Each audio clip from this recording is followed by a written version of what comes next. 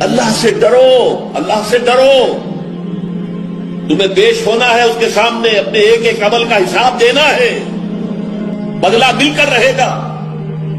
اس کی پر بھی تقویٰ ہی ہے در حقیقت میں جو ہمیں درست رکھ سکتا ہے ہمارے اعمال کو. اگر یہ احساس ہے تو پھونک پھونک کر قدم رکھیں گے کہ کہیں کوئی غلط کام ہم سے نہ ہو جائے.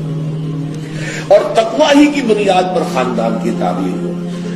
نکاح میں اس لیے یہ آیتیں لی گئی، جیسے سورہ توبہ میں فرمایا لَمَسْجِدٌ أُسِّسَ عَلَى التَّقْوَىٰ مِنْ أَوَّلِ يَوْمٍ، وہ مسجد قباء جس کی پہلے دن سے تعمیر اور تاسیس تقویٰ پر ہوئی، اسی طرح جس نکاح کی تاسیس اور تعمیر تقویٰ پر ہوئی.